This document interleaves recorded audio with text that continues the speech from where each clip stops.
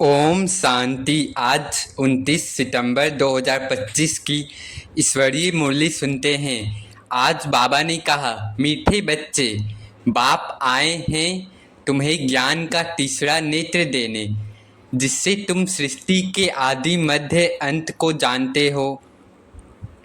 प्रश्न में बाबा ने कहा, शेरनी शक्तियाँ ही कौन सी बात हिम्मत के साथ समझा सकती है। उत्तर में बाबा ने कहा, दूसरे धर्म वालों को यह बात समझाना है कि बाबा कहते हैं तुम अपने को आत्मा समझो, परमात्मा नहीं। आत्मा समझकर बाप को याद करो तो विकर्म विनाश होंगे और तुम मुक्ति धाम में चले जाएंगे। परमात्मा समझने से तुम्हारे विकर्म विनाश नहीं हो सकते। यह बात बहुत हिम्मत से शेरनी शक्तियाँ ही समझा सकती। बाबा कह रहे हैं यह बात शेरनी शक्तियाँ ही समझा सकती कि परमात्मा समझने से हमारे विकर्म विनाश नहीं हो सकते। समझने का भी अभ्यास चाहिए। गीत है, नयनहीन को राह दिखाओ। ओम शांति। अब हम सुनते हैं मुरली की मुख्य पॉइंट्स। पहला है, रूहानी यात्रा में कठिनाई। आत्मा को बाप की याद में टिकना मुश्किल लगता है, पर यही योग बल पाप खत्म करता है। बाबा की याद ही पाप खत्म करते हैं। दूसरा, पूज्य से पुजारी फिर पूज्य। आत्मा पहले देवता यानी पूज्य थी, फिर 84 जन्मों में पुजारी बनी और अब फिर से पूज्य बन रही है। तीसरा, आदि सनातन देवी देवता धर्म। भारतवासी मूल रूप से देवी देवता धर्म वाले थे, परंतु अब भूल गए हैं। कन्वर्ट आत्माएं फिर लौटेंगी, बाबा कोई बनेगी। चौथा, प्रजापिता ब्रह्मा का पाठ। नई सृष्टि की स्थापना ब्रह्मा और ब्राह्मणों द्वारा होती है। पांचवा, दिलवाड़ा मंदिर का यादगार। नीचे तपस्या में ब्राह्मण और ऊपर स्वर्ग का राज्य, तुम्हारी स्थिति का सजीव चित्रण। छठा, मन मनाभव मंत्र। बाबा कहते हैं अपने को आत्मा समझो और बाप को याद करो। यही सब पापों का समाधान और मुक्ति का मार्ग है। सातवां, पतित से पावन बनने की युक्ति। परमात्मा ही पतित पावन है, उनकी याद ही योग अग्नि है। बाबा की याद ही योग अग्नि है। आठवां, ज्ञान से वैराग्य। जब सच्चा ज्ञान मिलता है तो पुरानी दुनिया से सहज वैराग्य हो जाता है। नौवां, वैराग्य और पवित्रता। गृहस्थ में रहते हुए भी पवित्र रहना और पुरानी दुनिया का संन्यास करना जरूरी है। 10वां, नई दुनिया की स्थापना, पुरानी दुनिया का विनाश और स्वर्ग की स्थापना निश्चित। बाबा कह रहे पुरानी दुनिया का विनाश और स्वर्ग की स्थापना सब निश्चित है, एक्यूरेट है, होना ही है। 11, सदगति दाता एक ही है।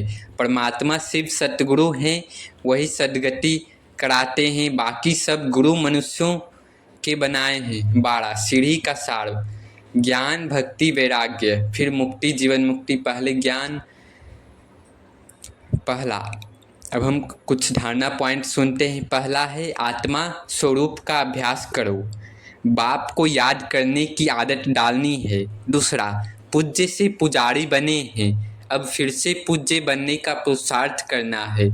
तीसरा, हर समय यह स्मृति रखनी है कि हम प्रजापिता ब्रह्मा के बच्चे हैं और नई सृष्टि के आधार स्तंभ है। आधार स्तंभ हम ही सब हैं। दिलवाड़ा मंदिर की तरह तपस्या और राजाई दोनों को जीवन में संतुलित करना है। अपने बोल और व्यवहार से बीके का नाम ऊंचा रखना है। बाबा कह रहे अपने बोल और व्यवहार कर्म से बीके यानी ब्रह्मा कुमार का नाम ऊंचा रखना है, व्यर्थ चर्चा में नहीं पड़ना है।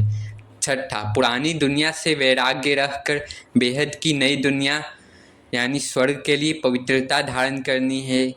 सर्विस करते समय माम एकम याद करो, यह सरल मंत्र सबको समझाना है। बाबा कह रहे सर्विस करते सबको यह समझाना है, माम एकम याद करो, मतलब सिर्फ एक बाबा को याद करो, यही समझाना है। अब कुछ नशा वाली पॉइंट्स हैं वो सुनते हैं।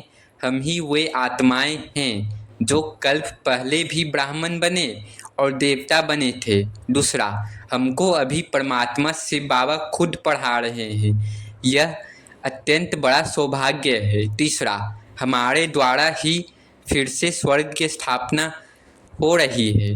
चौथा, हम ब्राह्मण ही देवताओं के पूर्वज हैं। पांचवा, हमारी तपस्या और योग बल से पाप कटते हैं और आत्मा सतो प्रधान बनती है। तो नशा में रहना चाहिए कि हम ही विश्व के मालिक बनने की तैयारी कर रहे हैं और कोई नहीं।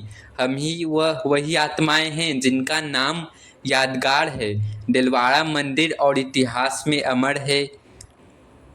इस मूल्य से धारणा है आत्माभ्यास, आत्माभिमानी, पवित्रता और वैराग्य। और नशा है ब्रह्मा कुमार कुमारी होकर स्वर्ग का आधार बनना और विश्व की बादशाही पाना।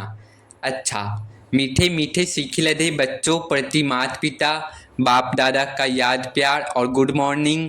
रूहानी बाप की रूहानी बच्चों को नमस्ते। धारणा के लिए मुख्य सार है। पहला, बाबा ने कहा यह पुरानी दुनिया अब खत्म होनी है, इसलिए इस दुनिया का संन्यास करना है। बाबा कह रहे हैं यह पुरानी दुनिया खत्म होनी तो इससे संन्यास ले लेनी है। दुनिया को छोड़कर कहाँ जाना नहीं है, लेकिन इसे बुद्धि से भूलना है, बुद्धि से सिर्फ भूलना है और कहीं नहीं जाना है। दूसरा, निर्वाण धाम में जाने के लिए पूरा पावन बनना है। रचना के आदि मध्य अंत को पूरा समझकर नई दुनिया में उच्च पद पाना है। वरदान है किसी भी आत्मा को प्राप्तियों की अनुभूति कराने वाले अर्थात सेवाधारी भव। किसी भी आत्मा को प्राप्तियों की अनुभूति कराने वाले अर्थात सेवाधारी भव। बाबा कहें अर्थात सेवा भव अर्थात सदा हर आत्मा के प्रति शुभ भावना, श्रेष्ठ कामना का भाव। बाबा करें यथार्थ भाव, यथार्थ सेवा मतलब हर एक आत्मा प्रति शुभ भावना, शुभ कामना, श्रेष्ठ कामना।